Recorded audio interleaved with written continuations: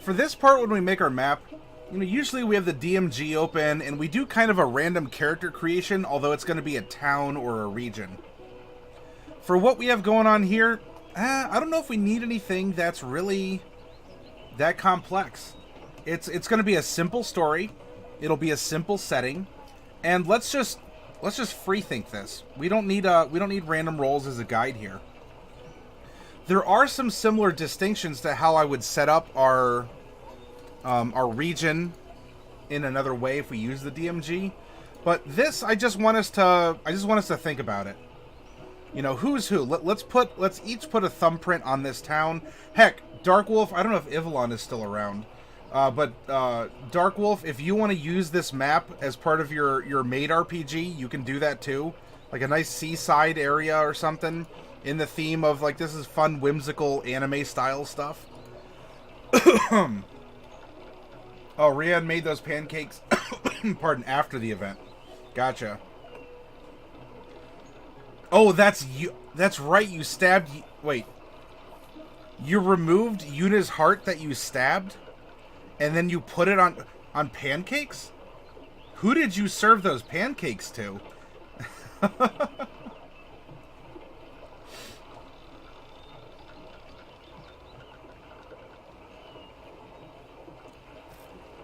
That is some good raspberry green tea. I'll tell you what.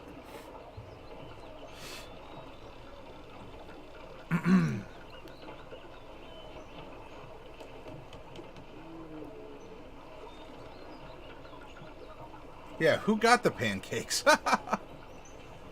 Alright. Pardon. Let's make our seaside town. Pardon me. We want a thick line with 2 C's. Kind of just let your coastline do a little hibbity-jibbity here.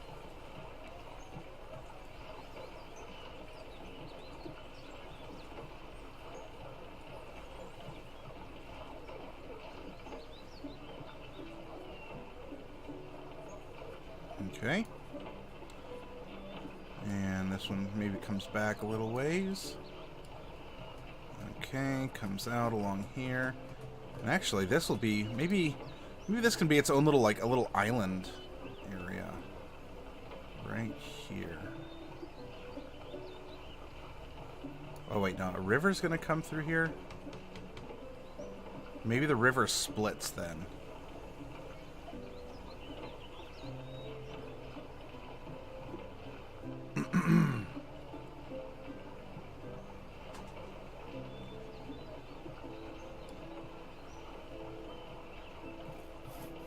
And then it's going to continue up this way.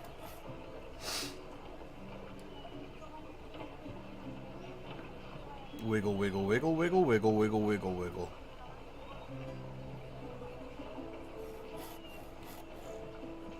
There we go.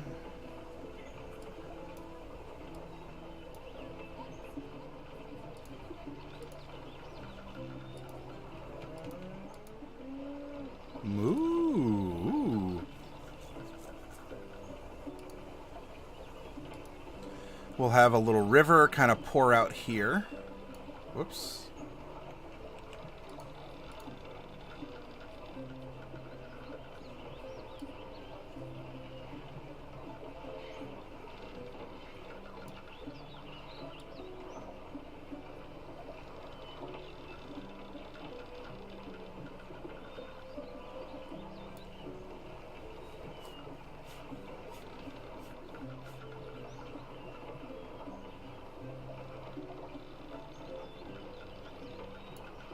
It splits here and goes out to sea.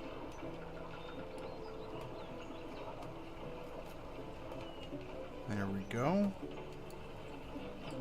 And there we go.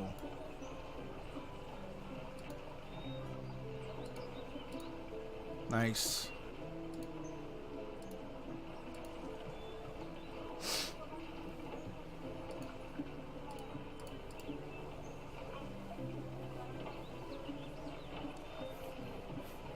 Hey, Risky Business, cheers to you. You hope that was beer and we were kin? Well, no beer on stream, but if you want to raise a cup sometime, Risky, I'll be happy to do so with you. But no, it's raspberry green tea. Darkwolf says, you stabbed Unaleska through the heart. Pancakes has strawberry sauce. Everyone in the dungeon got heart-shaped pancakes. Ah. Done. We'll make that so. Engage. And maybe, if we want to have a little fun mystery, we'll put an island.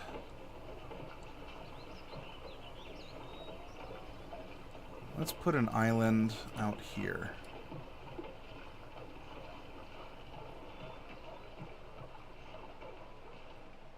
There we go.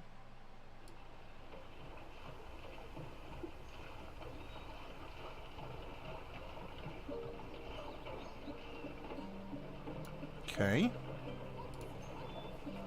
Fill that in. And this is going to be like a forested island here. And we're going to add some forest to the mainland too.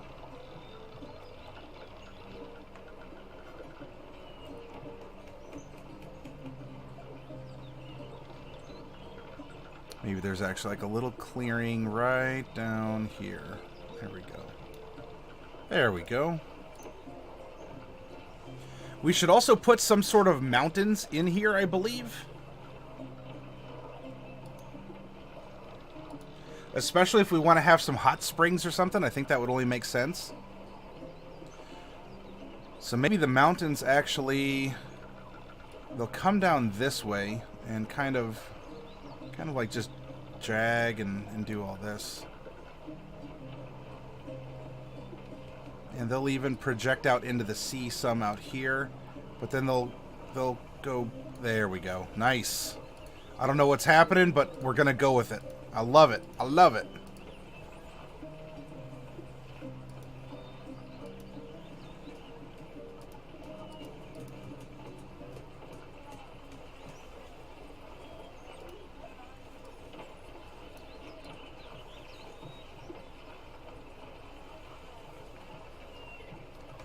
We got to fill in the outlines here.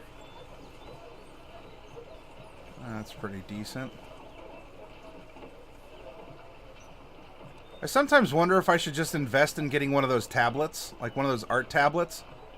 And a part of me feels like, I don't know, I'd lose charm if I stopped using MS Paint and a normal mouse.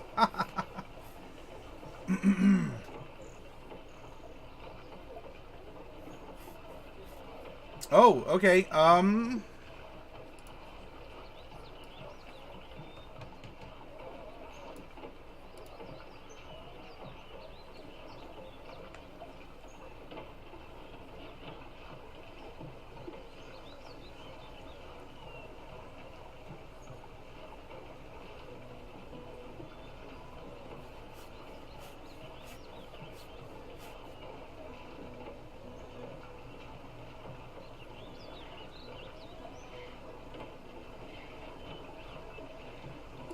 Oh, I see, Risky.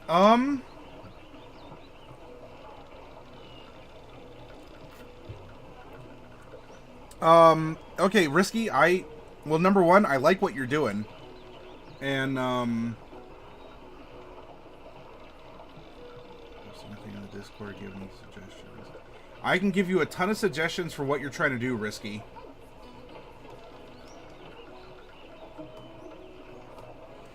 If I can help you and do something in your stream, I will do my best to accommodate that. Looks like you and I are going to have a side conversation to work out some details so that I can help you do exactly what you're looking to do, Risky. But I certainly would love to do a little bit of channel collaboration. For sure.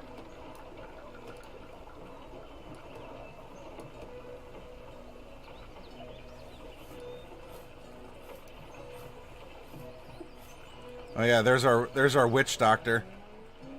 Or I think his Mantrock might have called her the thick doctor. Also, more of Darkwolf's character here. Other illustrations. So Mantarok and Darkwolf contribute. Art, Eltreon Genesis, by the way. just to do a quick little spotlight, Rowmonger built this airship from Warhammer 40k bits and plastic card for his own D&D adventure that he's playing in. There's a lot of you who have contributed some cool stuff.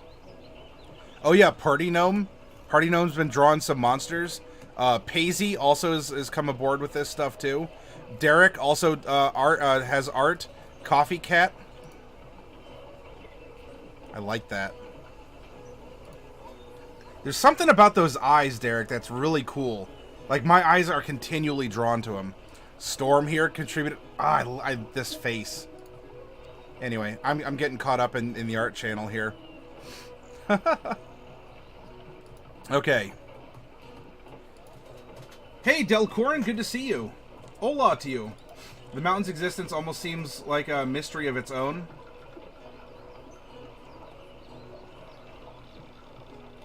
A pen tablet would help to make maps quicker, though.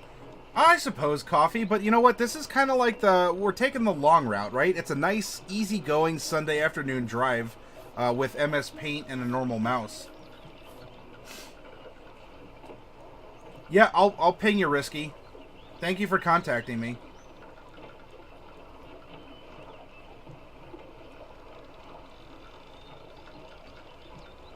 And we have some adventures on the plains. And let's see, does Delcorin win? 3 and an 8? No, unfortunately not. Does Lethality Complex win? 5 and a 19? Yes, Lethality Complex wins 50 experience points.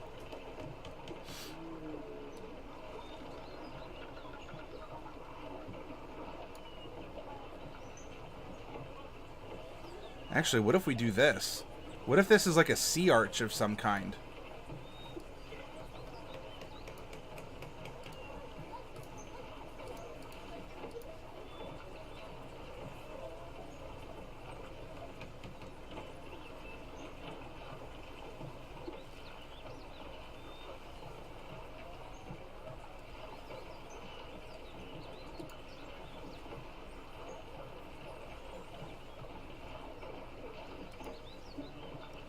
Alright, so if we make this maybe Dark Mountain, and then we can have Light Mountain reflecting maybe some foothills and some other things. Kind of like just following along. We'll keep the beach going till about here. So this will be like a lower elevation. And hey, thank you very much, Ostomer. So this will be a little steeper, and then we'll have some more sort of... There we go, here. And we'll put some down here. And we'll have another sort of like a hill over here. And some hills out this way. There we go.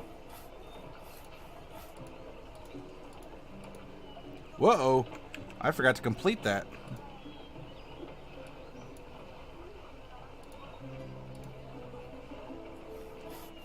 If that's the case, maybe we have some trees that are...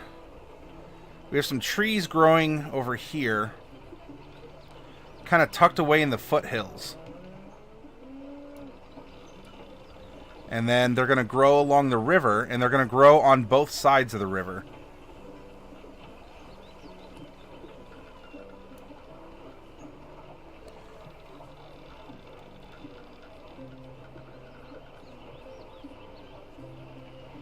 And then we can have a little patch of trees, maybe.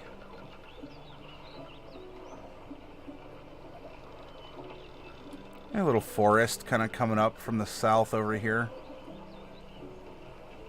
A little extension of the forest that continues down this way. There we go.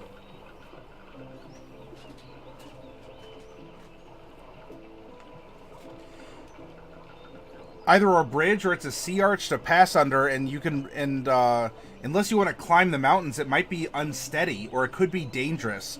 And so there's either a secret passage or you have to like take a rowboat or something over to that little forested island in the cove. Hi, Ostomer. Yep, sea arch sounds cool. Ola Morgsy. Well, Ola to you, GM Vaulty. Tactical advantage point to some kind of sea battle. Maybe at some point in time, maybe a sea battle can occur. Although the theme for this week's campaign outline, it's a nice, simple summer adventure, right? I'm going to get ready to go on a bit of a summer vacation. It'll be kind of a staycation. So I'll still be around Discord, and I might broadcast. I just probably won't do D&D stuff. I might finish up Vampire the Masquerade Bloodlines, or I'll definitely be popping on here and there to test some new settings and to just try out some different things in OBS. Now, I kind of work on the back end of the channel for a little while it's down for maintenance. Or while I am, I should say. And so the theme for the adventure this week is it's a simple... it's going to be the beach episode and or a hot springs episode that you find in an anime. Or in other words, just a nice break, right? The world is going to blow up later. Right now, we're all together. We're on the beach. Let's, I don't know, solve a mystery, go fishing. Let's, defeat the local cat burglar or whatever that's happening and have some fun.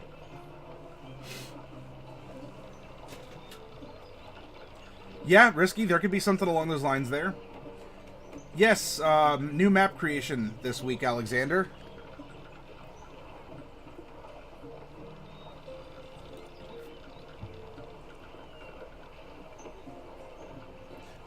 I do suggest that if you are making maps for your campaign, try and keep them simple.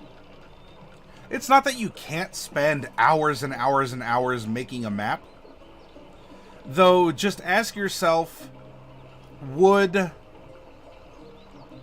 I pore over every detail of this map, especially if we're going to be going on a kind of a basic adventure? Or is it easy to have large splotches of color that convey, okay, this is here, this is there, okay, these are woods, these are, like open farm fields or something along those lines. Now, we should show some civilization, as this place is, it is civilized. It does have a, we'll make kind of a cobbled road here that will come up from the south. And, let's see, it'll probably avoid the woods, because they're, bandits, animals, and everything. So it'll come straight up, follow along the river until it actually reaches like the metropolitan area, which is going to cover the two rivers here. Though there will probably be something like probably a bridge here that will lead over and will come up and maybe pass over the beach to go through the mountains and continue along the coast up to whatever the next village is going to be.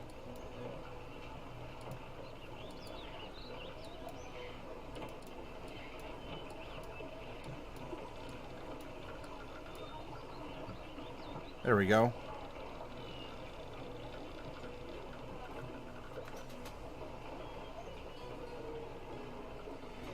Hate to make the comparison, but another way to ask it is there enough stuff to do in a single location, or is that location significant for only one reason? Some D&D GMs don't seem to understand how you can have enough content for years of play in a single city or town.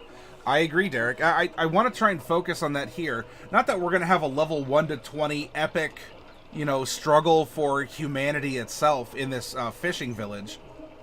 But I do want to keep it confined to a smaller, simpler location and illustrate what you said. You can find plenty of adventure in a small seaside town.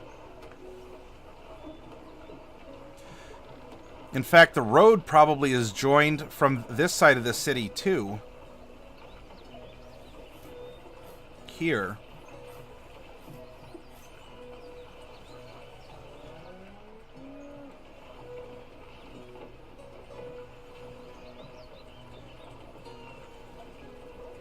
In fact, this is probably going to be this can be our onsen resort island up here. This can be its own location.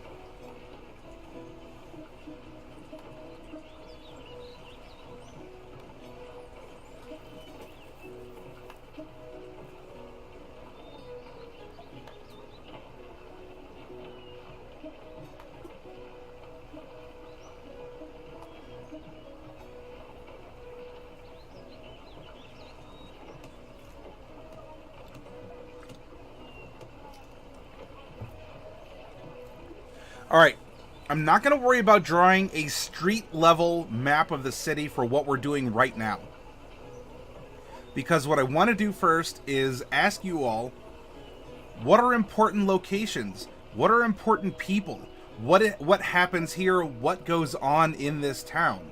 Because kind of like what Derek over here was getting at, you don't have to hop to, from your farming village to suddenly the entire kingdom to then the continent and then the world and then the multiverse to continue to have relevant content for a campaign. So here we have a simple setup, right? Here's our beaches, here's a river, here's the roads, and here's a tunnel that goes through. In fact, there might even be a road that would wind up into the mountains, maybe.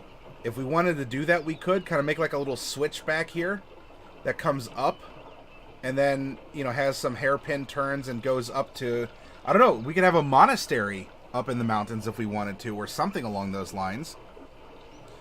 So if we do that, this comes down here, goes through the woods up this way, and then instead of going under to be dotted, it continues up, and then it switches back this way as we weave our way up the mountain up here, and then it leads to something right at the top up here.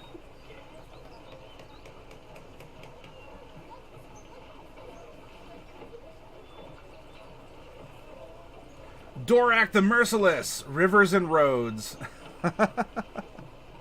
That's what we're building. Welcome, Dorak.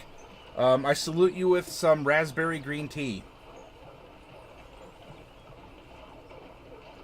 Or, if we want to put the hot springs in the mountains instead of the island, that road will take us up there. Use the geography, what raw resources are available. That will tell you the main export. Items made with that material are cheaper there. Other things will be rarer and more expensive. Yes, GM Vault. Economics is a good catch-all way to help identify, to draw in those aspects that you're talking about. All right, so the city obviously is going to exist up here and maybe even in bits out here, or we could just call this farmland or whatever. So I want to open this up to you all. This is the roleplay prompt, okay? We are going to have a summertime adventure. It's going to be like, it can have some spooky stuff, like, right? We tell ghost stories in the summer.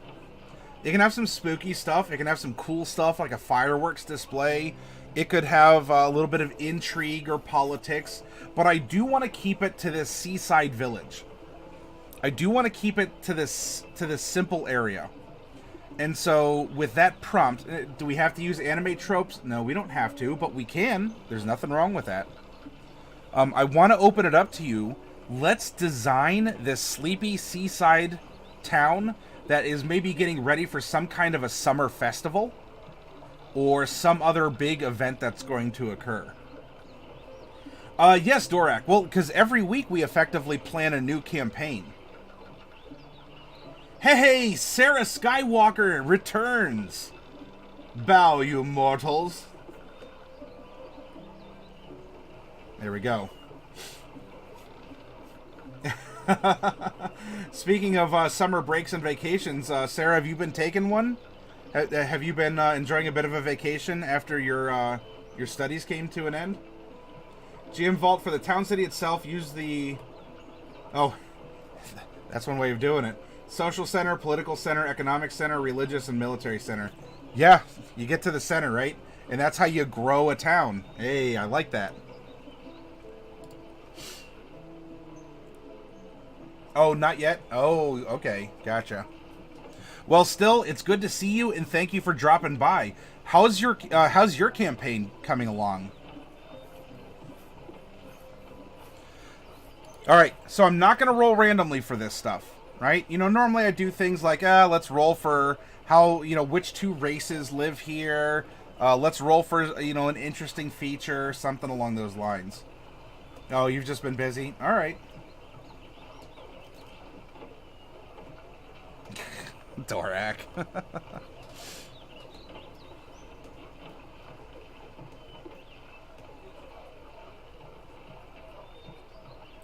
Your friends bailed on the big bad guy and decided to sell drugs instead. So, is the campaign over and the party just turned into a bunch of drug dealers?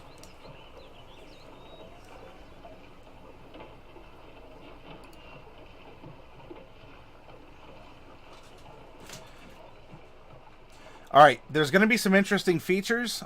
First, the ones that we know about. There's for sure going to be a hot spring resort.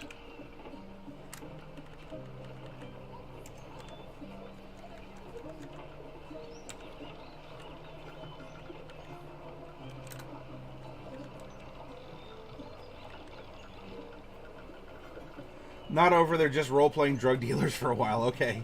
They're kind of recovering from a big trauma. Oh. So, throw something out here. Let's build a village. What would be an interesting feature here? Do you want to, maybe the island is considered to be haunted. Is there a shipwreck? Is there a monastery in the hills, on the mountain, under the mountain, under the sea? Is there some sort of an interesting, is there something interesting about the forest or the roads even? Or maybe the bridge that crosses the river is somehow a piece of legend itself. Shark-based merfolk? We can do something like that, Derek. Would you like that? Would you like someone like that as a as an NPC or a rival or antagonist? Lethality wants an old ruined temple on the forested island. We could do that. Now, do you want that old temple to have been converted into the hot spring resort? Or is that going to be its own thing?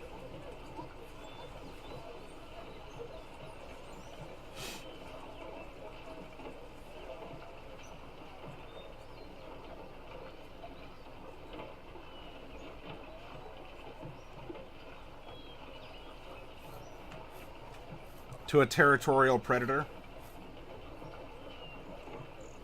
So they just, like, this is their season when the shark-based merfolk just kind of, they're swimming in the waters.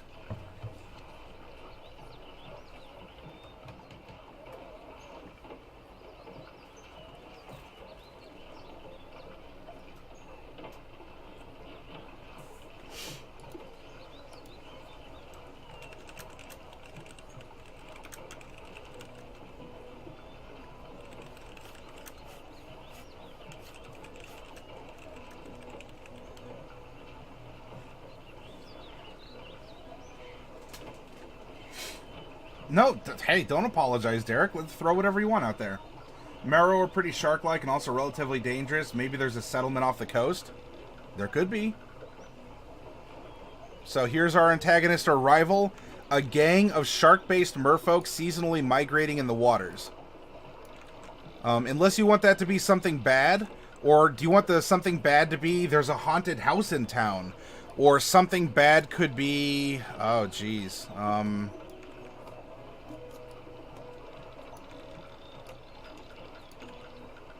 It could be, I don't know,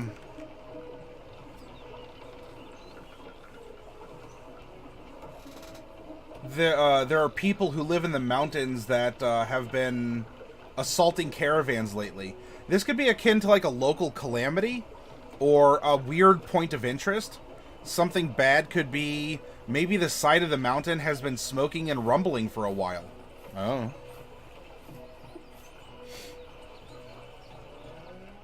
Risky says, weird funeral rituals and everyone is banned from the island to the north. Well, vacation coming up. It'll be at the end of this week. Alright, so if we're going to put a... Let's put a point of interest on... We're going to put a point of interest on the island here. It's old temple ruins.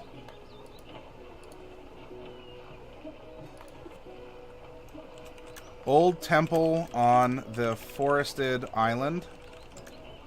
Nobody is allowed to go there. Thought to be haunted, question mark?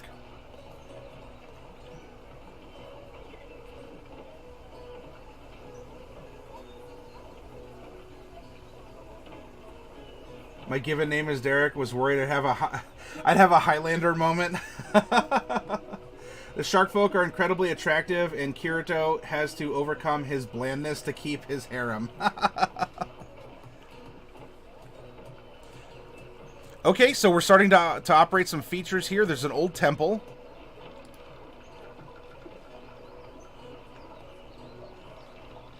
I want to make sure I didn't miss anyone here.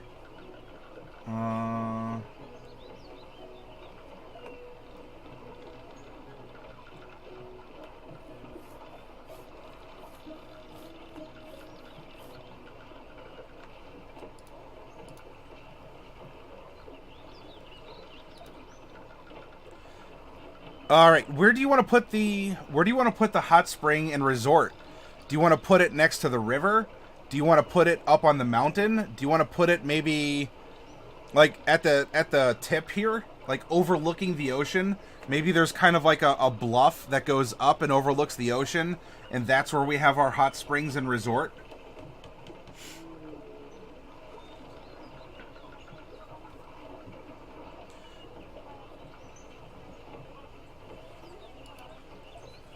And also think about major NPCs. Who lives here that has a big name? Is it a merchant in town? Is it the mayor? Is it a big farming family or a fishing family?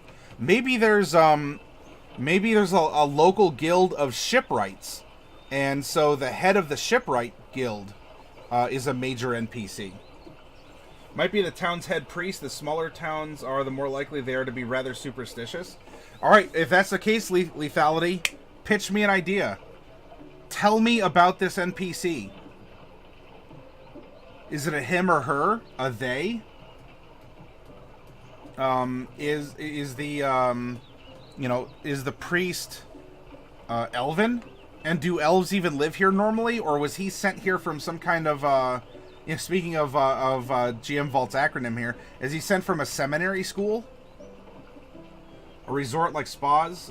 There's no spas in D&D. It's monsters, grime, and death. Lots of death. There's no spas.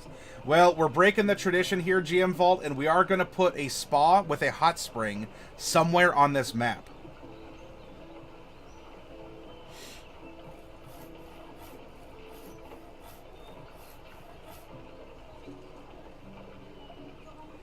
Yep, this is definitely a naval community. Probably a little bit of inland farming, but lots of fishing.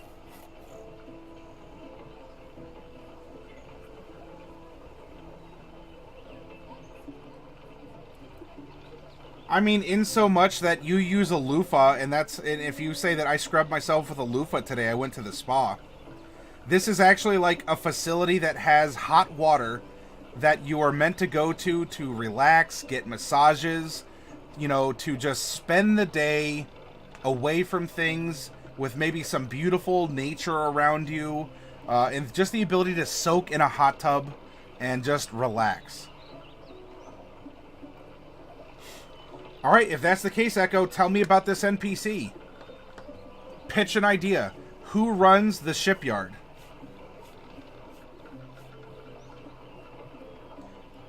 Oh, and those are the lyrics that that's inspiring you, Derek? Can you feel it? Join me in the darkness. You're an innate predator and everyone's the target. Join me and we can finish what you started. Leave your calling card with the mark of the carnage.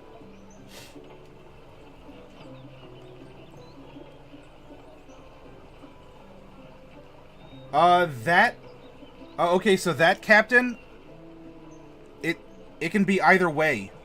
If you feel that you have a strong case for it one way or the other, make the pitch. Do you want it magically heated, or do you want it to be natural?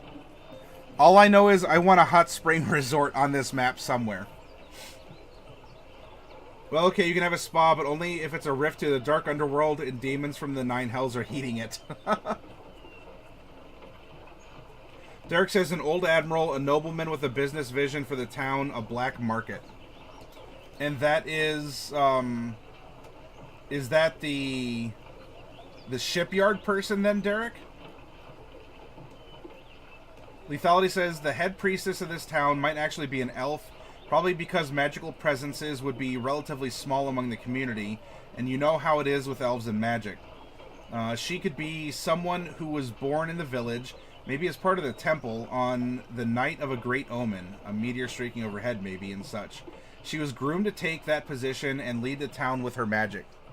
Okay, so we have the head priestess, elf, born under auspicious circumstances, groomed to lead through her magic.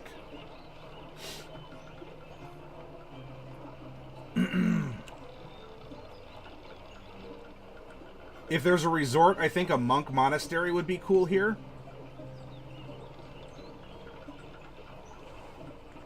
Alright, so Alexander, if we do that, we can put the monastery up in the mountains, and so maybe then it's natural geothermal processes in the mountains that are creating the hot springs that are then actually served by this, maybe by the head priestess or by a different order of monks who seek to provide service to other people and aid them and help them heal and relax. Because by helping other people and by cleaning them and by helping them relax and escape from the world, that is how they themselves are purifying their own bodies and souls. I don't know. Is that kind of is that an idea you had in mind? Or if you want it to be completely different, that's fine too. You know, I just got to say, let's keep it PG-13 so we can't have any freaky sex cults going on. At least not without a wink and a nudge. Two different parts of the same sect? Oh, that could be lethality. Echo says maybe the guy in charge of the shipyard is not exactly old, but is certainly getting there. Human male who has worked on docks or in the shipyard all his life. So why don't we combine your offering, Echo, with Derek's? And so here we have an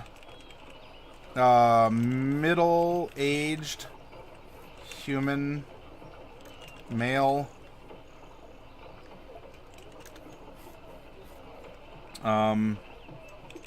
Retired from the country's navy.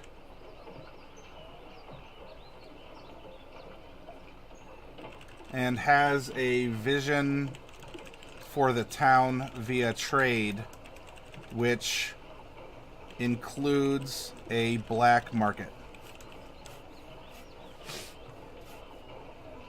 Now, if you want to have more than 3 major NPCs, that's fine.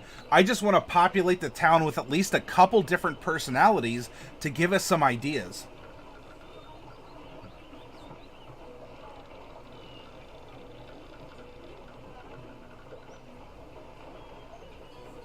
Derek says, shark-based merfolk call themselves rippers.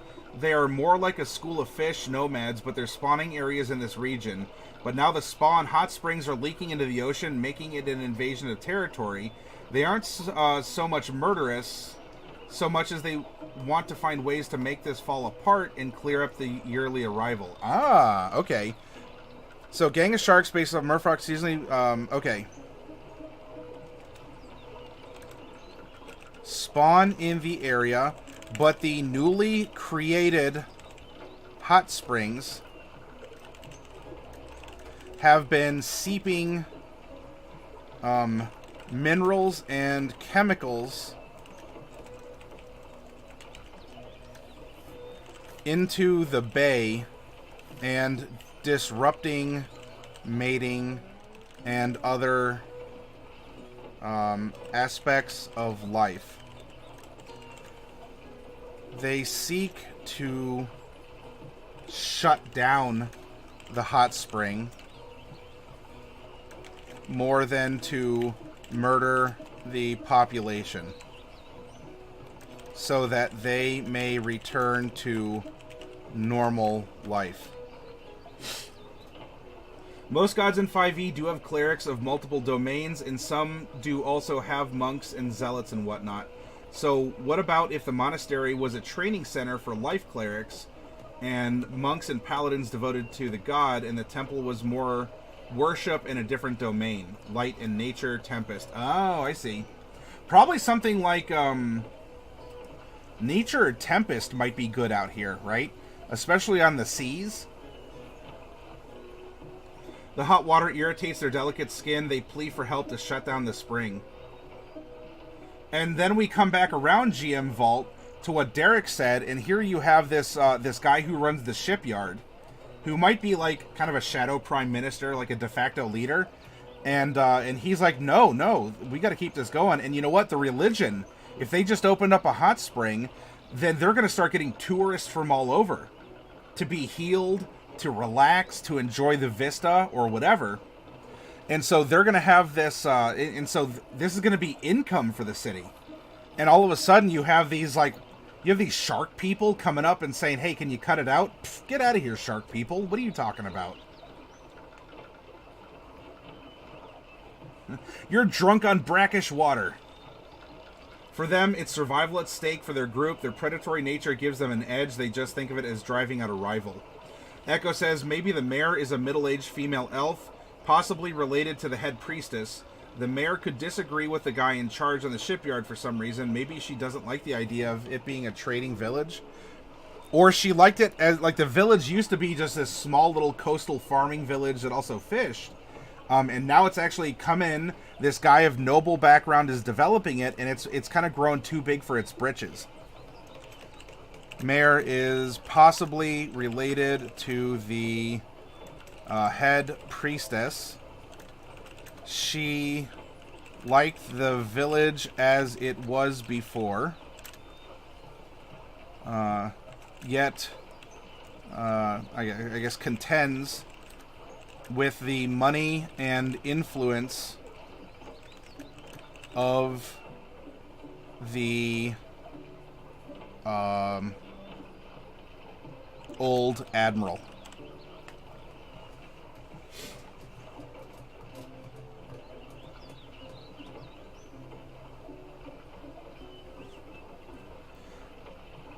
So I guess here you want her to be like a young elf or like a young adult elf. And in this case, the mayor is possibly related to the head priestess, middle-aged female elf. She liked the village as it was before, yet contends with the money and influence of the old admiral. And that's how we get half-eaten floaters on the shore. Oh my. NPC 3, the courier carries the bodies away. Revered and feared by anyone who sees him, always keeps his neck covered, and has cold black eyes and a dark gray complexion. Always has his hooded cloak on, keeping his face and mouth in the shadow. What do you mean by carries the bodies away, Risky Luke? Yeah, it can be 4. We can go to 10 NPCs if you want, as we're building this village. The head priestess is the daughter of the mayor. All right, so we come into conflicts of nepotism and competency, right? She may be doing a good job, but that may make people grumble. So it does seem like this is a village of elves and humans, right? Do you want any other major populations to be here? I mean, by virtue, I guess we could have half-elves kind of pop out of this, but...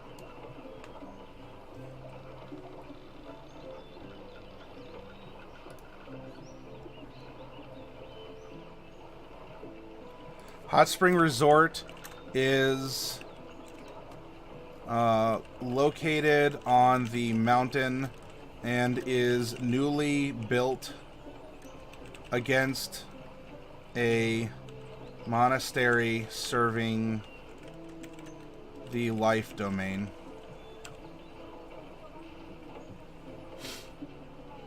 More elves than humans, and maybe some gnomes and half-elves as well. They have weird burial rituals, and everyone's banned from the far... Oh, okay, so Risky Luke... So, if someone in the village dies, they leave the body on the beach, and then someone carries the bodies... And so actually the town graveyard is the island? Is that what you're saying?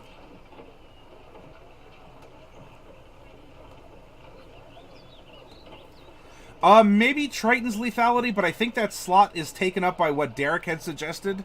by having the shark-themed... I mean, we could have shark-themed tritons, maybe.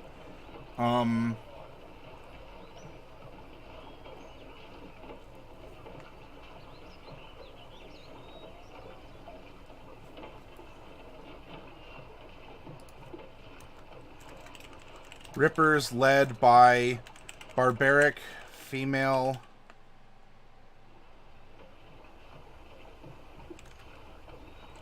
Very much a dom.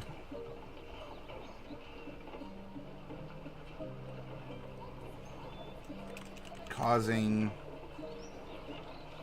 damage and sinking ships. You're working on a side plot in my head. Feel free to... No! Risky! Let's interweave this.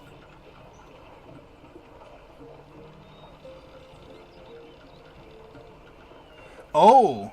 So GM Vault is suggesting that maybe if you die in the village, you're offered to the shark people, so it's known that the shark people live there. And maybe to harmonize, the bodies have been, offered to the sharks? And so that might make this, this, like, Undertaker or something, kind of an antagonist himself. So someone is coming and actually taking the offerings? If that's the case, that would be an interesting culture for these people, where they know that when I die, I'll be committed to the sea, but maybe then that means that there's a relationship that the shark people have provided something to those on the coast. Or if not directly, then they just said, well, look, these are safe waters. We've never had trouble, because maybe the shark people were protecting them for feeding them, and to go from there. Okay, so something cultural. This is half the fun, finding out where the conflicts between plots happen. Yeah, we're knee deep in this. All right, so something cultural. Bodies in the village have been committed to the sea, ended up as shark food. But to compound things for the Rippers, a shadowy figure from the island has been taking the quote-unquote offerings and burying them there. The villagers are aware of the Rippers, but don't necessarily know that they have been protected by them, if only because their dead feed the Rippers themselves, or had until this outside figure appeared, giving a bit of a common enemy to both sides. If I got that wrong, or you don't like that, let me know. Soylent Green is shark poop. Maybe an elf shark merfolk hybrid somehow possibly is related to the leader of the Rippers, implying that the Rippers have an elven lineage. Oh, okay. So maybe the Rippers are Tritons just rebranded as shark folk. So in this case, we put major NPC 4.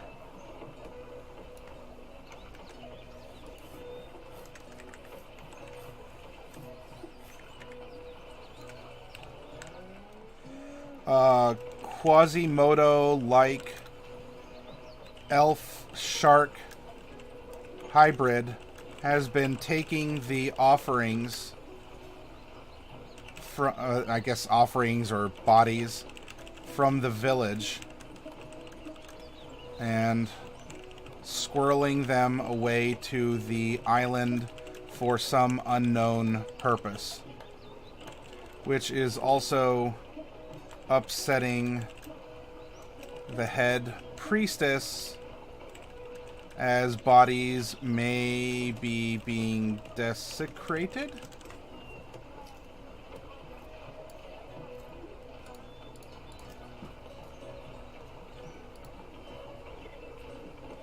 Someone's been screwing with the balance in a small town that... yeah, that causes massive waves lethality. Ha, pun, too. Risky Luke, Shark Murpho could have the island converted as their stronghold, and they've been taking the offerings and building strength. They have been using experimentation to find out how the collector can walk or morph into a biped that they can take over the mainland. We can go with that aspect, too. That's what's beautiful about this kind of planning. We just throw ideas out there.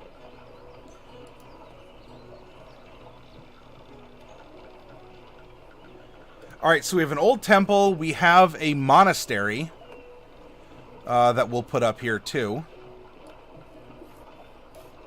There we go. There's our point of interest. Obviously, the town exists up here.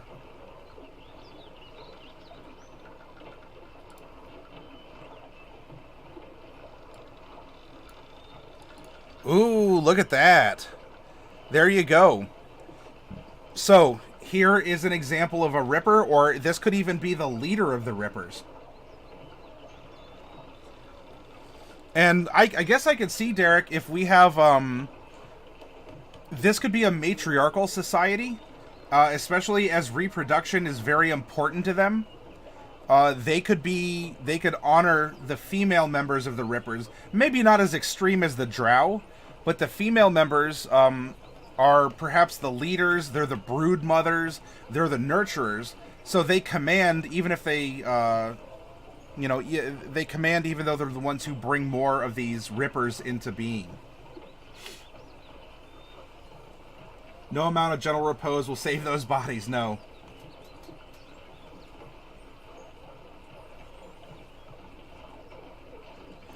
Alright, let's put a couple more features on the town, too.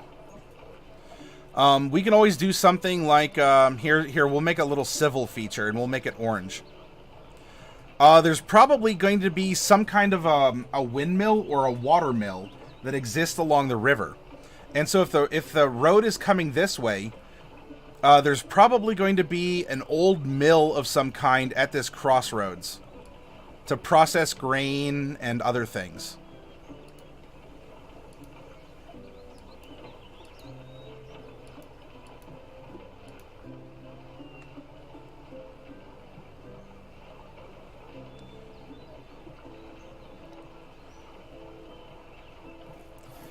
There could be maybe some like little logging camp. You know, they probably don't have a ton of lumberjacks, but enough. Look, if we have a shipyard, and especially if they need more wood lately, not just to build the spa in the mountain, but to start repairing the ships that are winding up being damaged, there's probably some kind of a logging camp. And the logging camp would be a little bit in the woods, but close to one of the access roads over here. So maybe we have a logging camp in town over here in this location.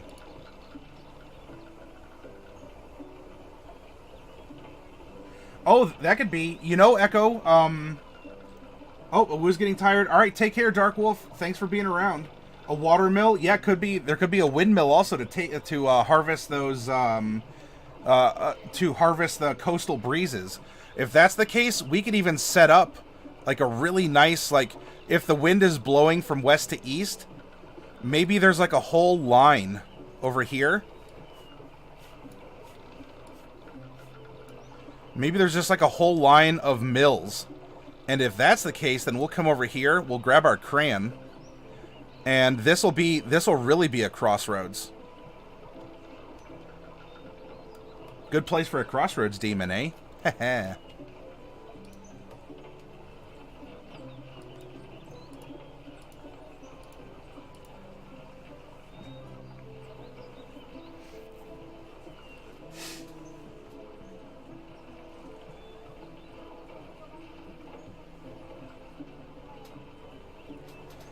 Oh, Echo. So yes, sharks and skates, or rays, when they lay their eggs, the colloquial term for that is called a mermaid's purse. If you didn't know.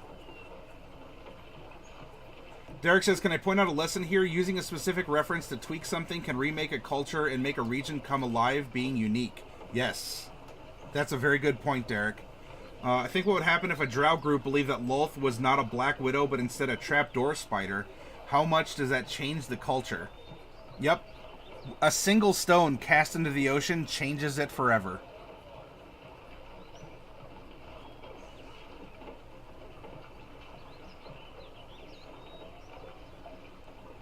Yeah, we could have a crossroads demon.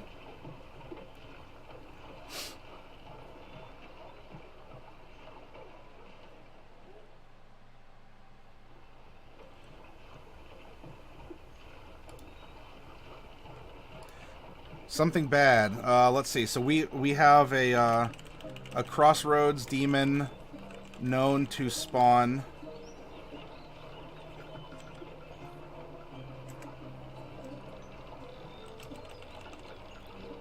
Seasonal typhoons in the summer. Hey, this is going to be the summertime. Norton! Welcome! And you know what? Oh, you missed it. I don't think Deepreef is in here anymore. But yeah, so at one time we could have had a gnoll and an orc together among us. Yeah, oh yeah, he's here, Hide the Ranger. Well, he didn't take gnolls, fortunately. Echo wins. Maybe there's an old abandoned mine somewhere. Maybe if it's abandoned because of something taking it over as a den. Yeah, so we'll put a mine.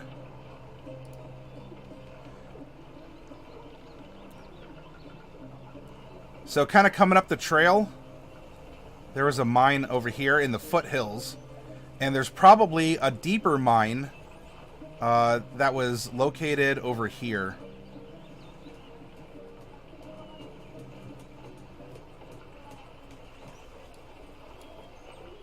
There we go. One can be in use. Maybe one was abandoned.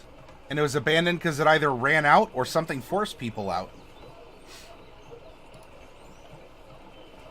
Spring tide that creates a land bridge to the island. A reason for townies to visit their dead. Oh, maybe something along those lines, Risky. Although there is this arch over here that if people really wanted to, they could try getting across if they didn't just want to take a rowboat out to it. But the city government has forbidden this island because their dead are supposed to be committed to the sea. So I think we're going to go with a Tempest. In fact, we'll probably do this as a Life/Tempest. Life/Tempest Faith. And so people aren't supposed to go to the island or even be buried there, but they have been. So Norton, as a devil, speaking of crossroads demons, if you do a random Underdark, if you defeat it, you'll get double EXP. And Risky, no need to apologize. Hey, welcome here. We're brainstorming, we're forming a map, we're making a really... Look, this is a small, like, coastal farming and seaside village. Maybe a town. I don't know, maybe, 1,500, 2,000 people live here. And when I say here, I don't mean in the city. I mean, like, dispersed, including the monastery that also has a hot spring spa. Pardon me.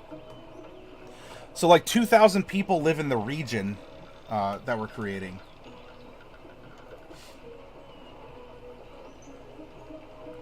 Echo, ooh, maybe the one that was abandoned because of flooding and a small group of piranha-like merfolk took it over?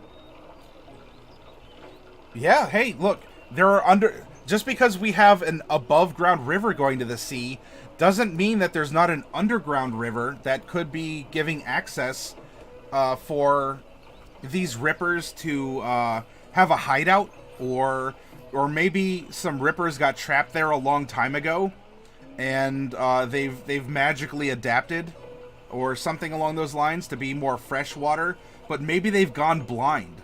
So they're not necessarily a threat. They live in the caves, they live in the water, maybe they're even amphibious, but because they're blind or something along those lines, they're not going to go out raiding, they're just going to be really creepy to encounter.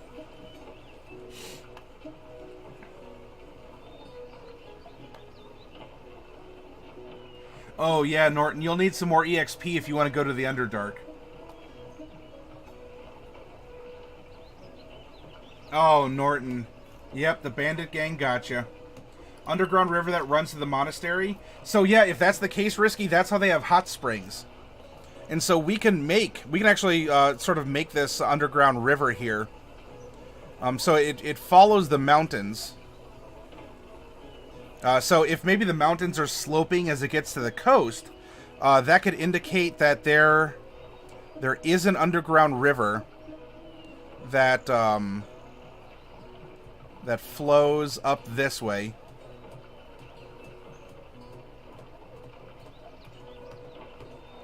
It flows under the monastery, and this is where they discovered the water. And from here, it actually pours out. Ooh, what if we did something like this? This would be a cool effect. It pours out, and it actually pours through the stone arch. And so the stone arch acts as like a curtain of water, like a waterfall, but it comes out through several leaks in the bottom of the stone arch. Kind of like a weird aqueduct. And so it's just creating, and that's what's creating the churning waters and disrupting the chemicals and the temperature of the bay that these rippers, that these shark merfolk need in order to breed and continue their lifestyle. And so now we have a very unique feature. We have a sea arch that has this constant like steam and warm water trickle down in like a car wash effect. So how do we build on that connection for more content for the players can interact with?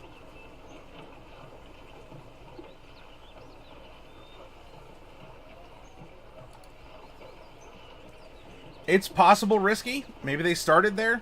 Maybe there are a rival faction that was driven to the sea by the Tempest God for a sin of some kind, or because there was a takeover and someone just cursed these people. And so they've always stuck around in the area because they want to come back someday, but they don't know how yet. You poor unfortunate souls. Rippers were villagers? Cursed for a sin? Changed by religious usurpation? I feel like there should be a small offshoot of the underground river that attaches to one of the mines. Yeah. Something like that could happen, Echo. Because look, this is just a mine entrance over here. We can have these go all wibbly-wobbly throughout the mountain as much as we want.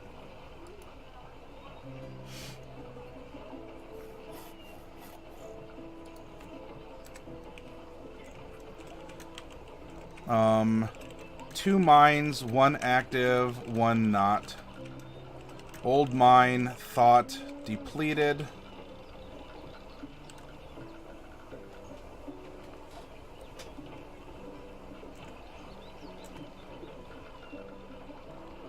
Let's see, we can call... The windmills are probably going to be a newer invention. The water mill has probably been around. If we had... okay, how about this? If we have this middle-aged human is retired from the country's navy, he had a vision for the town via trade, which includes a black market, okay? So he had a small personal fleet. Maybe his family, he comes from nobility or something. What he did was he landed on the shores of this place. He took the boats and he tore them apart and built windmills out of each ship, recommissioning the sails as the canvas in the windmills. And if that happened, then here we have windmills to serve the populace, called and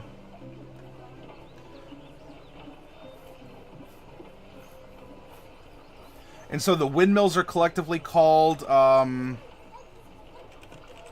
keep it simple, Admiral's Fleet, because that was his fleet of ships when he came here as an act of good faith to invest in the community, especially if the mayor is kind of wary of flighty humans. He tore his ships apart, and he rebuilt them into windmills and repurposed their canvas. It would be that there's a lot of ancient symbolism up in the mountains, maybe an ancient place of power that a cleric could pray to receive guidance. So there's a monastery up there for sure, lethality. If they came from the mountains, then there might be old signs of the civilization. That could very well be lethality. In fact, we can put that something cultural. Some odd statues, runes, and other signs of people that were here before even the elves.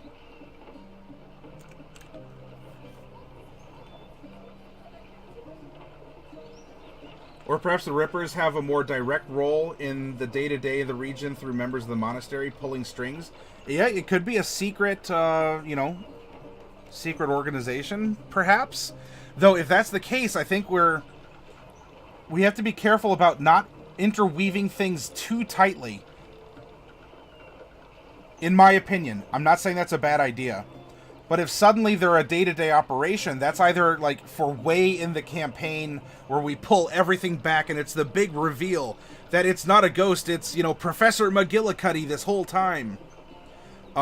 Because if we do that, risky, then what we can risk is the Rippers are an entity that live in the area and they're threatened by the waters of the hot spring that is disrupting their breeding cycle and their living conditions. And so the Rippers just simply want the water to stop flowing, but they're not exactly, they're not necessarily murderous, but they're willing to take harsh means in order to end that from or to keep that from happening.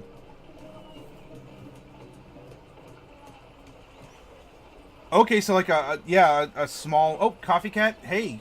Try and get some sleep. Have a great night, Tracy. Okay, so interesting features. We'll call it the Hiker's Wayside Shrine.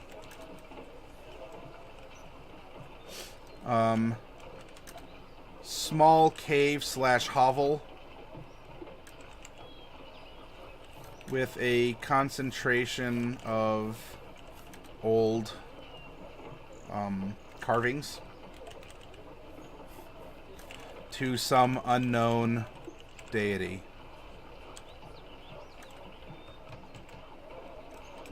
Dangerous to approach or get to, and is effectively off limits.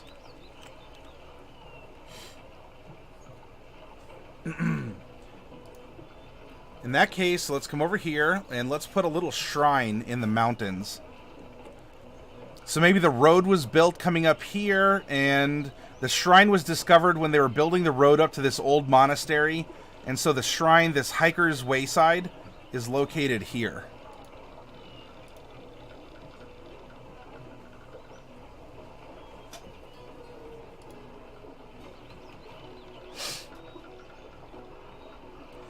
Yeah, so here each of the windmills bears the name of the ship that was used to create it. And so this is the Admiral's fleet.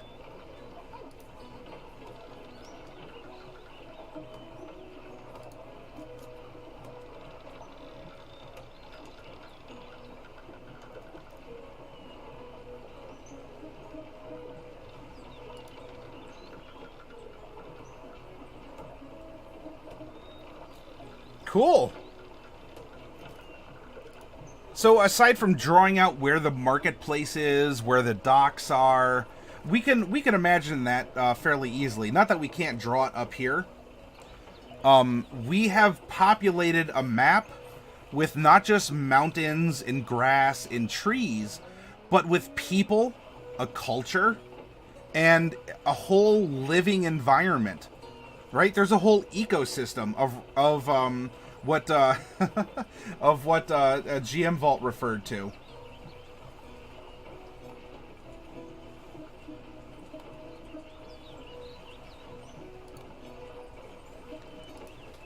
Do you all feel inspired? Do you like this? Is this a good exercise? Does this excite you? Does it get you thinking? Do you feel that this is would you play like a campaign in this area? Does it feel like you could interact with people? Are there real people? Are there understandable circumstances? Is there conspiracy? And everything isn't as it seems, but not in a ham-fisted way.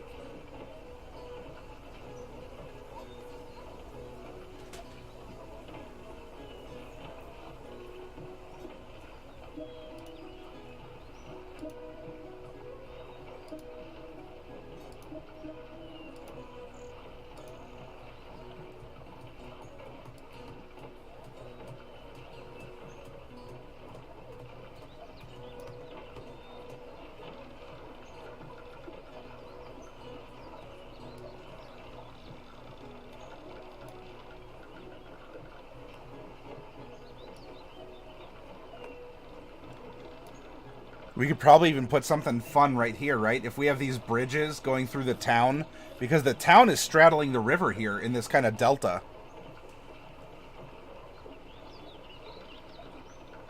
Derek, I completely agree with you.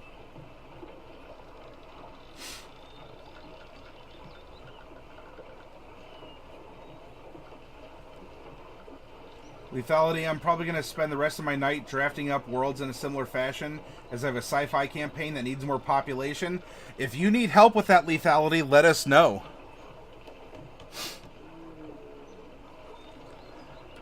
Let's see, roads are probably going to follow the river out to the sea. Huh, we have almost like a Dark Side of the Moon album cover here going on.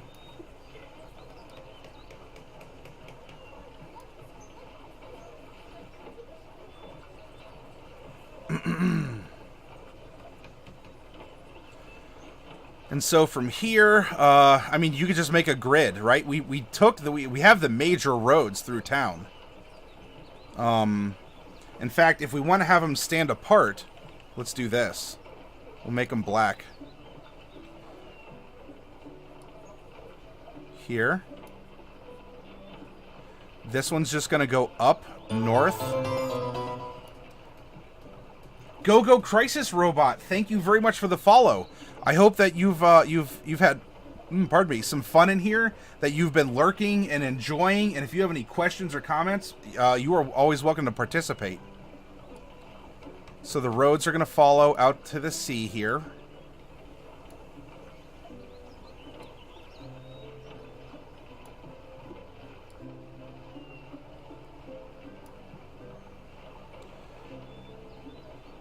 There's probably going to be like a little minor bridge or two that are going to go over the river at some point.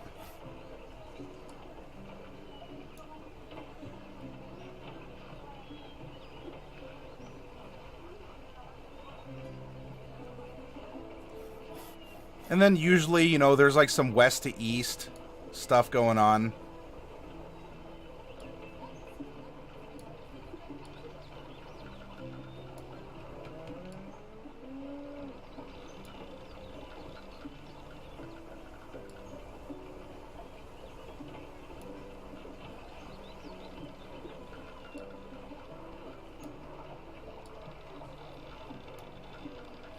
Don't be afraid if your fingers kind of wobble when you're doing this planning.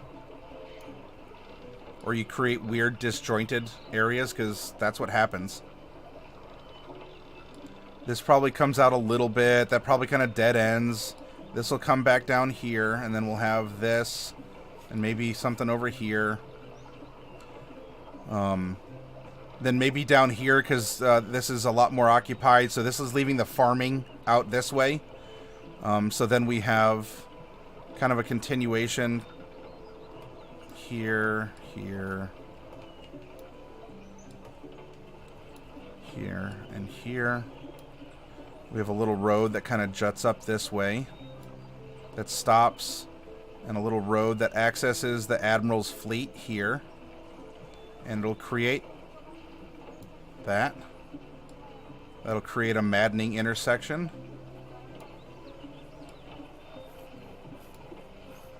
There we go.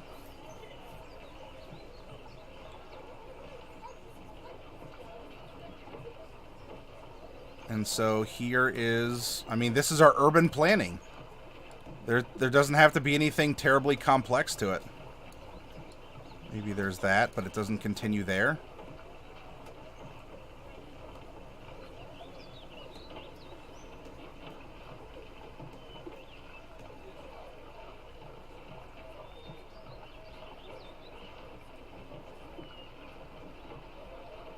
There we go. It's rare I feel like I have something worth contributing to these. Why would you think it's rare, Derek? You're a very imaginative person. And if nothing else, Derek, I was hoping that because I normally don't do this in the weekly planning where I focus on NPCs. I included this, and I'm like, oh, I hope Derek like throws something out there because I know that this is your forte.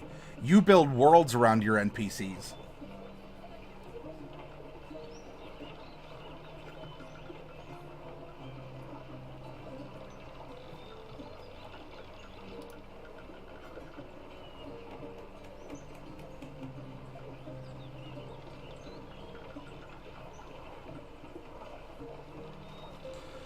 Yeah, so there we go.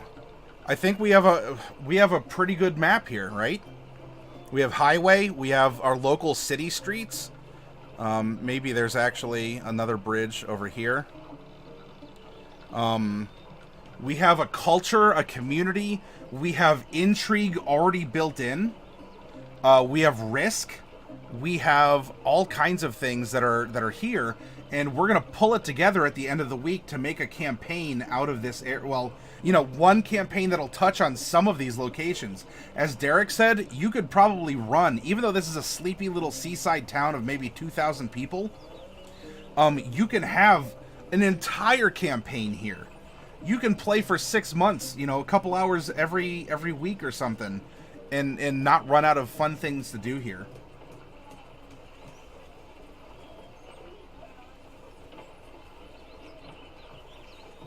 Let's play, it says Risky. Well, if that's something that, Risky, based on the private message you sent, if you want to do something like that, you're certainly welcome to pick up and use, because that's the whole point. Every week, we build characters, a map, maybe a dungeon of some kind, and we put it out there for people to consider and use in their own games.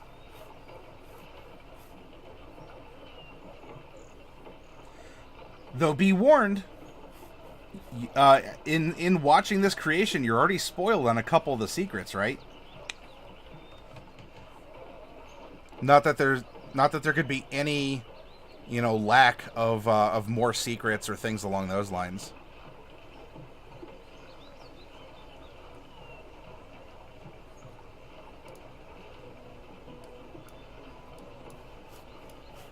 Here's like this shower of spring water and stuff coming down through the arch.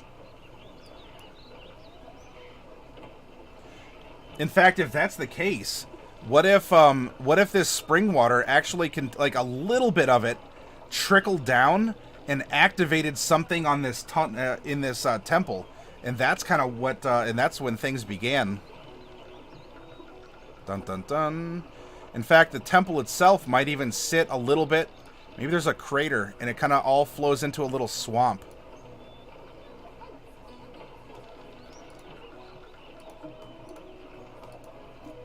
There we go.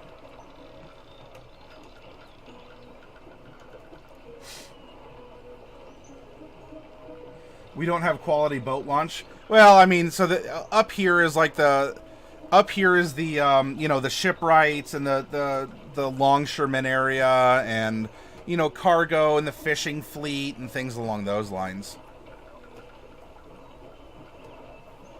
Now, we filled in almost everything that's here. The biggest thing, though, what do we call this place? What would you like to name it?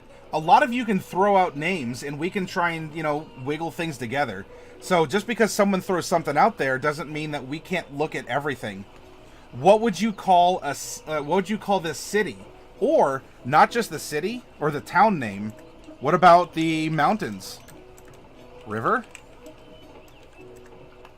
Island? Forest? Highway?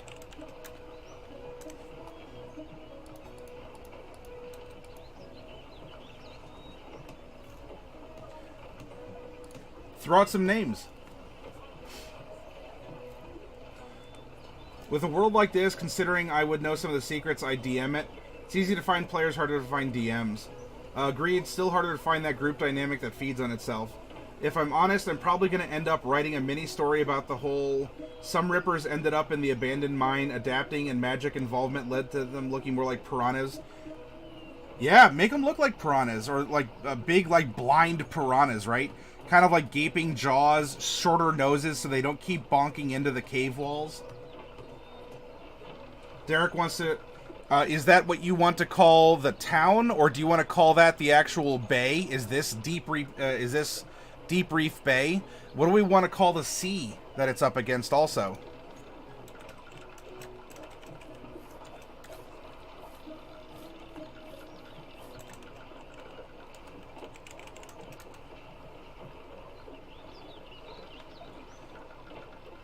Okay, you want to call the area? Okay, so here we'll do this. We'll call this, the area name is Deepreef Bay.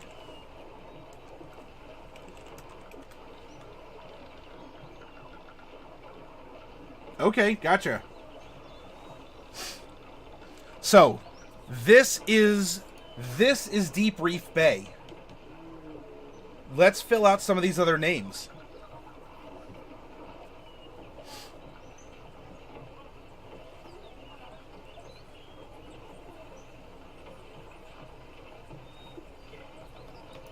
In fact, if we really wanted, you know, talking about deep reefs and stuff, we could even say that deep water starts rather close to the shore here.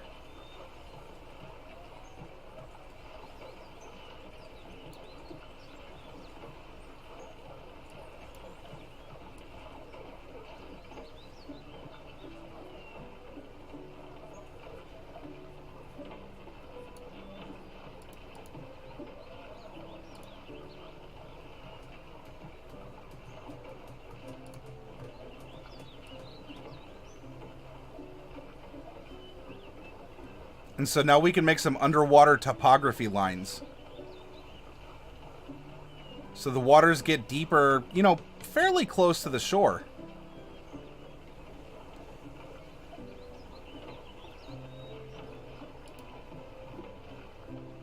Maybe due to the Ripper's presence in the cove's area might be called Shark's Bite.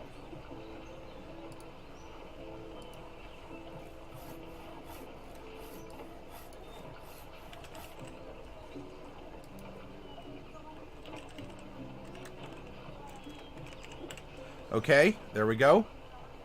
What else? Throw it out here. You got this? What, are you afraid of a fantasy name sounding dumb? Come on.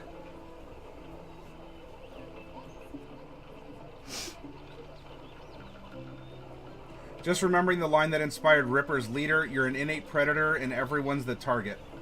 Echo says, Serenity Isle once, but now it's known as the Forbidden Isle. After all, if there's a temple on the island, maybe it once was a place of serenity and divine stuff, but time had changed it. Sure.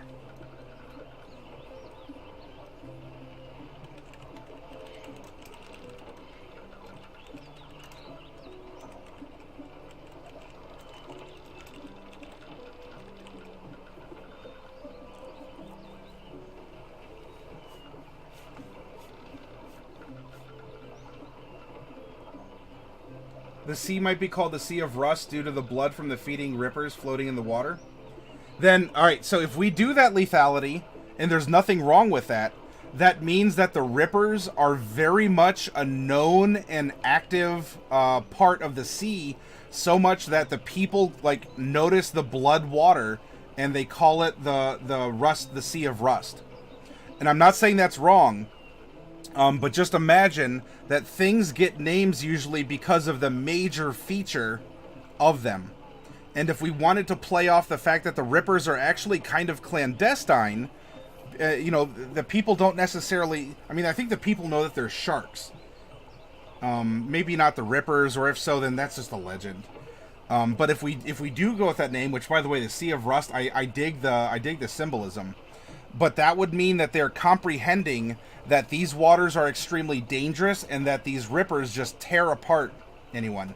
Now, an advantage to that, though, keep in mind, is the same reason why Iceland is green and Greenland is icy.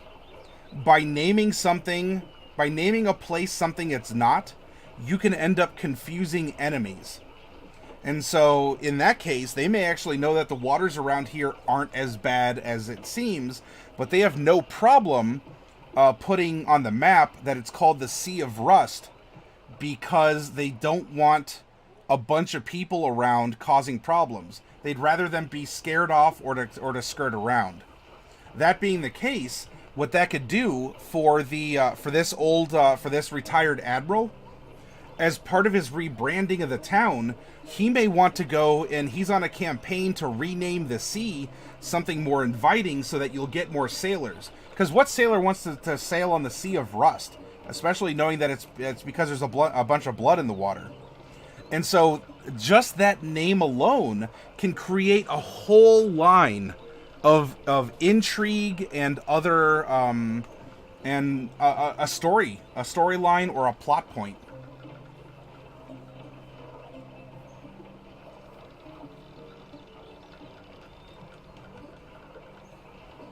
Serenity Pass is the mountain. Okay.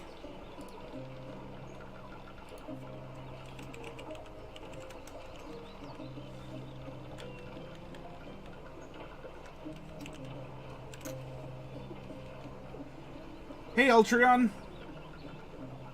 Yep, doing well. BRB, okay. Highway, Martin Luther King Boulevard. Well, if we want to name him after, if we want to make up a similar martyr or someone of high import, look, a lot of early highways were named after the kings that planned or funded them, or after martyrs if it was on a pilgrimage, something along those lines. That's true. It could be there as a deterrent.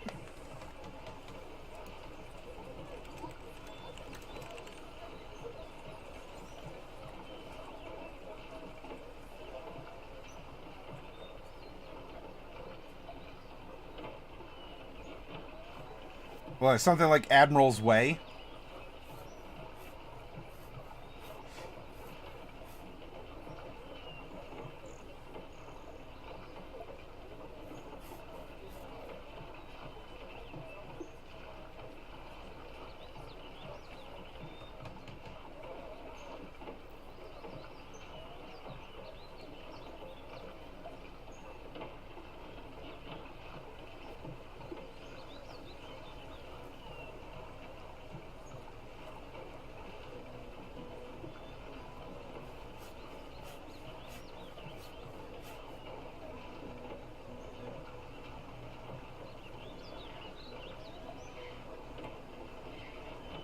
Sorry, hopefully I didn't end up missing any other comments. If I did, then I apologize.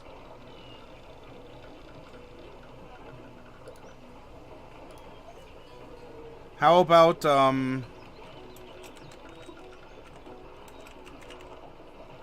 Admiral's Tract?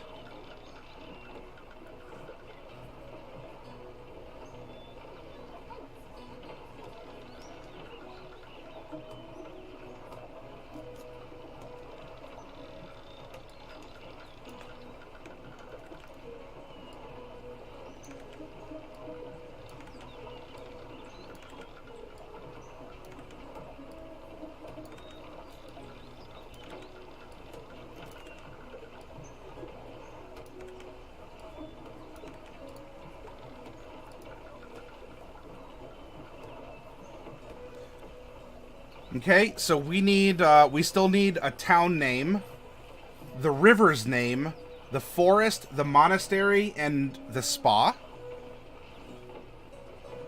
And if you want the name, the lumberjack camp, I mean, we could really get into detail with this. But I'll tell you what, I'll let you all think. I'm going to get up and take another break, and look, we still have a lot of time left. We can talk about it, fill this in more.